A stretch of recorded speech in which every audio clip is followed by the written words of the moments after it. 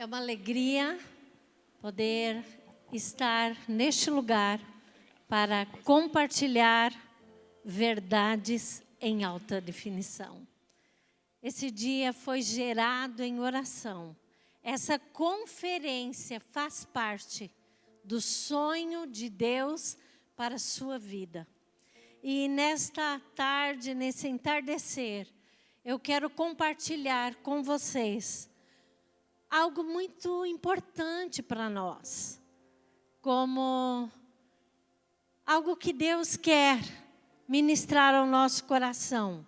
E o tema da palavra é: corra para o prêmio. Corra para o prêmio.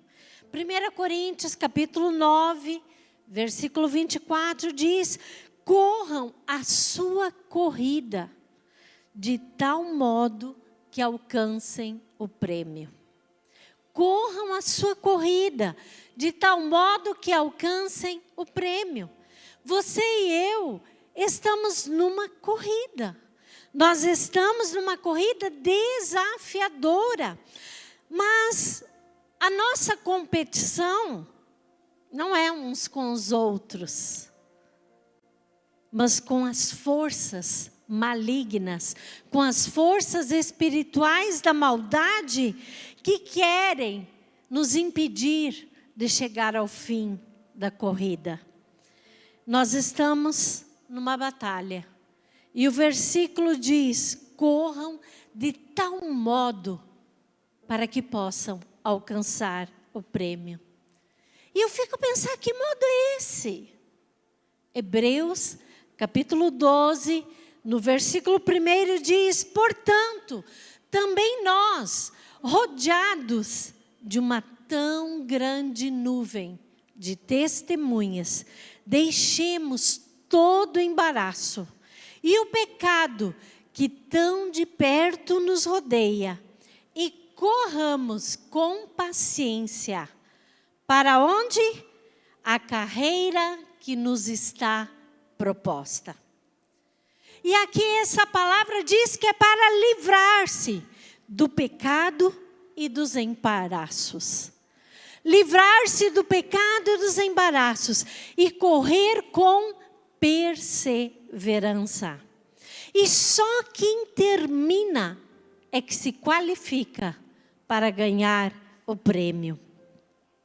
Quando a gente estuda a história da Bíblia, quando começamos a estudar profetas, estudar homens que Deus usou grandemente, e muitas vezes a gente até sente uma inveja.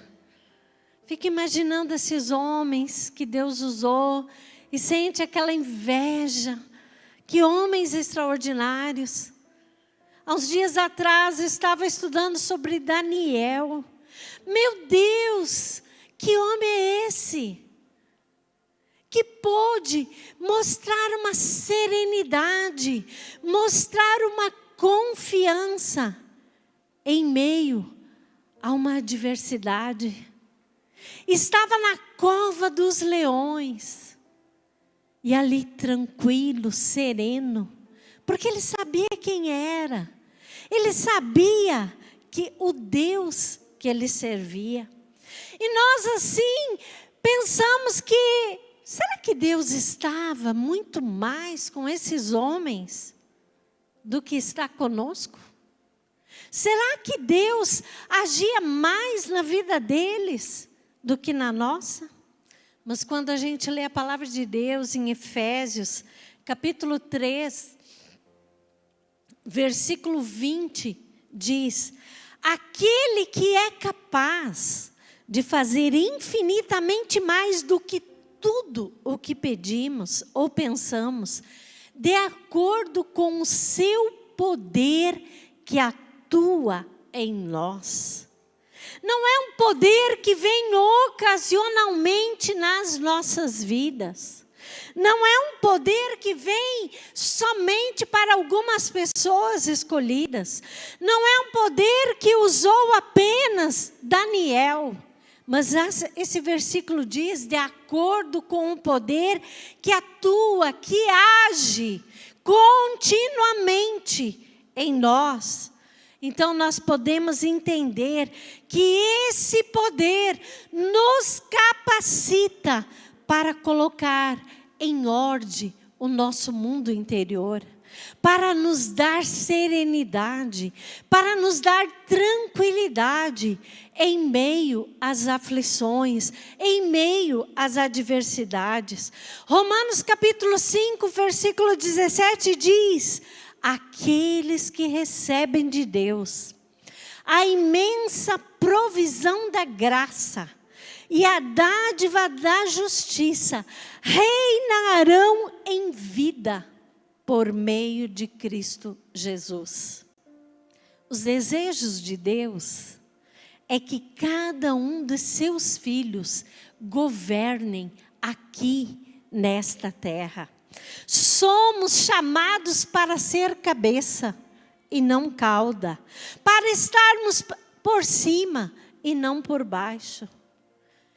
Este é o desejo de Deus, estar por cima das circunstâncias, estar por cima das adversidades. Mas por que isso não acontece com todas as pessoas? Porque algumas pessoas, mesmo servindo a Deus, não conseguem viver desta maneira. São dominados pelas circunstâncias. E em vez de reinarem sobre elas, ficam cabisbaixos, acuados, desanimados. Queridos, nós fomos criados com uma natureza para governar, para reinar, para exercer autoridade sobre as circunstâncias. Não é para sermos controlados por pessoas ou por forças malignas. Embora no jardim do Éden o homem tenha pecado, Satanás não conseguiu tirar de dentro de nós esse DNA de governo, esse DNA que nos libera para termos autoridade. Em Cristo Jesus, esse DNA é restaurado. Ele aflora. Cristo Jesus, como diz em Romanos 5,17, assim como por um só homem veio o pecado, a transgressão, veio a morte, muito mais aqueles que recebam de Deus a imensa provisão da graça e a dádiva da justiça reinarão em vida por meio de um único homem, Jesus Cristo. A palavra reinar significa governar como rei, como rainha. E ela se refere à nossa natureza. Uma natureza real, como filhos e filhas de Deus. E nós devemos reinar no mundo, reinar diante das circunstâncias.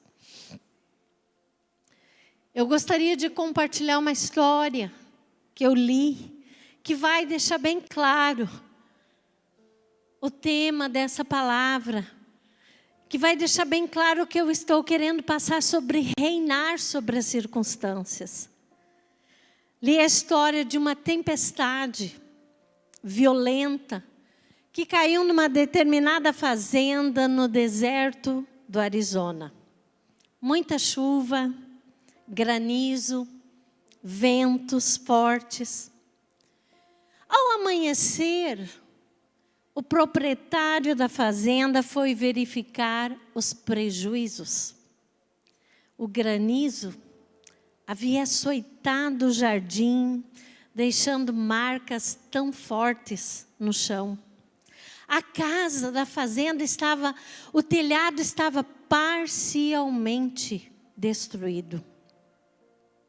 O galinheiro foi totalmente para o chão.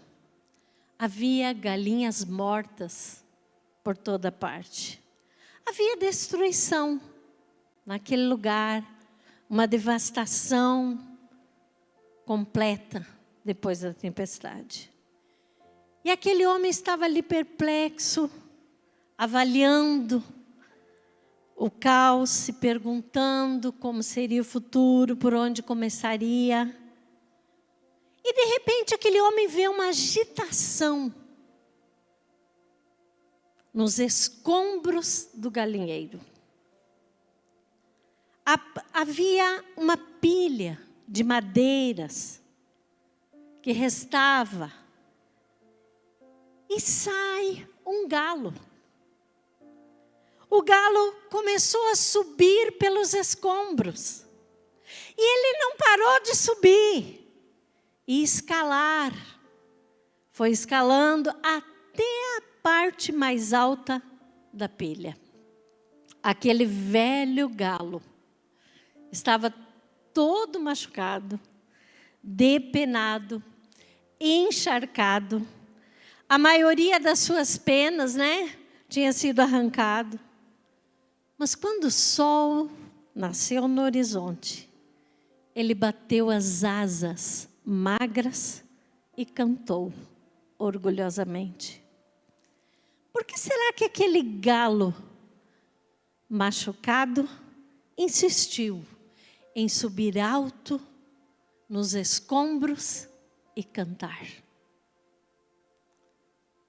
Porque fazia parte da sua natureza. Fazia parte da sua natureza cantar. O DNA dele estava programado para anunciar um novo começo. Para anunciar um novo dia.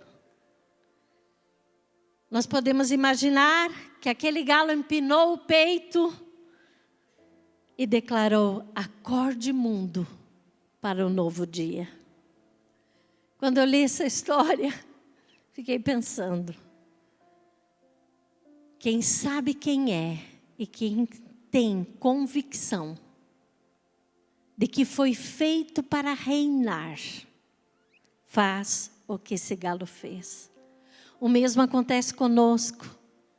Queridos, nós, como pastores, quantas vezes subimos aqui no púlpito dessa forma, saindo dos escombros das adversidades, saindo dos escombros das críticas, da rejeição, muitas vezes machucados, muitas vezes entristecidos, mas sabendo quem somos em Deus. O nosso DNA é de filho de Deus, feito para um governo, feito para reinar. Quantas vezes cheios de questionamento, quantas vezes perguntando por quê? Por que aconteceu isso? O que eu faço? Desisto. Muitos sentimentos afloram. E não vou dizer mais. Vou dizer vergonha também. Quantas vezes a vergonha vem? E nós pensamos, ai, se eu pudesse não ver ninguém. Ai, que vergonha. Queridos, quantas vezes você entra em situações em que você tem vergonha, que você não gostaria que ninguém perguntasse o que aconteceu. Você gostaria de se isolar e não ficar perto das pessoas. A vergonha acompanha as perdas, assim como as lágrimas acompanham a tristeza. Vergonha sentiu o apóstolo Paulo, quando ele escreveu 2 Timóteo,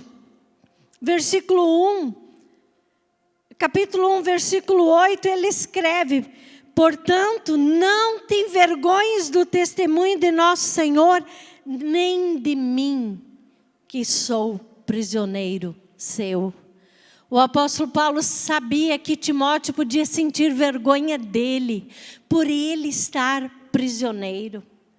Esse sentimento de vergonha podia assaltar o apóstolo, como que dizendo: o que você vai falar para os demais cristãos se você está preso? E ele escreve: não tenha vergonha de mim, Timóteo. Quando lemos Jó capítulo 2, versículo 4, ele diz: sou motivo de riso para os meus amigos. Quantas vezes você sentiu isso? Quantas vezes fizemos coisas que gostaríamos que passasse o tempo para ninguém mais falar daquilo? Mas se você sabe quem é, lá no fundo de você, no teu DNA, está a natureza de um rei. Nós temos um poder que age dentro de nós e de repente aquele poder vem sobre você e você se levanta e você diz: tudo posso naquele que me fortalece. Você sobe os escombros, sobe todas as adversidades e você diz: não saio do meu posto, não vou retroceder, não vou desistir, este é o meu lugar. O Senhor me chamou, o Senhor me deu autoridade. Ah, queridos, este poder se aperfeiçoa na fraqueza. Ele fala conosco no nosso interior, na nossa natureza, debaixo dos montes, dos escombros circunstanciais. Nós sentimos, somos mais que vencedores. Nós temos vivido isto. Estamos aqui nesta conferência como mais que vencedores. Estamos aqui crendo no sobrenatural de Deus. E nesta hora eu quero dizer para você que nos assiste, Deus está falando com você. Deus está te dizendo: lance fora todos os escombros. Saia debaixo das pilhas de adversidade. E suba no telhado e adore ao Senhor. Adore aquele que é digno de receber a honra e a glória. Faz aquilo que Deus te chamou para fazer. Não se detenha, livre-se dos traumas, das decepções, das memórias, livre-se do pecado que te envolve, livra-se do ódio, da inveja, da ira e corra com perseverança a carreira que te está proposta. Não podemos correr a carreira com pesos, não podemos correr a carreira com embaraços nos segurando. Para muitas pessoas, nós podemos estar sendo destruídos, mas para Deus, nós estamos em construção. Amém? Nosso Pai Celestial sabe qual é o melhor treinamento para cada um de nós. E ainda que Ele não seja o autor das dificuldades, Ele permite as dificuldades para deixar-nos mais fortes, para cumprirmos o destino que Ele tem para nós. E as cicatrizes? O que vamos fazer com ela? Nesta vida, elas dão aos santos autoridade. Elas dão aos santos maior credibilidade para o seu testemunho. As cicatrizes, as marcas que trazemos em nossa alma, elas nos dão autoridade. E também, assim, as cicatrizes, um dia, na eternidade, nós vamos tocar as cicatrizes de Jesus, mas Ele tocará as nossas cicatrizes, porque Ele vai ver que você venceu. Você traz cicatrizes de um vencedor, cicatrizes que passou por batalhas e venceu. As provações que você enfrenta hoje te prepara para os grandes feitos do amanhã. Corra para o prêmio. não tenha medo, o Senhor está contigo. Amém? Não esqueça do seu DNA. Você foi feito para governar. Senhor, eu te agradeço pela vida de cada um que está ouvindo, que está conectado conosco hoje. Eu sei que as verdades da tua palavra estão entrando no coração de cada um. E sabemos que Deus tem um propósito em cada circunstância. Dá a todos, ó Senhor, uma convicção de quem são, qual é o seu chamado e uma certeza de que não há melhor lugar para estar do que no centro da tua vontade. Nós oramos e pedimos da força ao cansado, renovos que não têm vigor, que todos possam se levantar por cima dos escombros e declarar em alto e bom som aquilo que o Senhor os colocou para falar. Adorar a Ti, ó Pai, exaltar o Teu nome e declarar as Tuas grandezas, cumprir o seu chamado, seu ministério, sem retroceder. Nós oramos e abençoamos a todos, no nome de Jesus. Amém.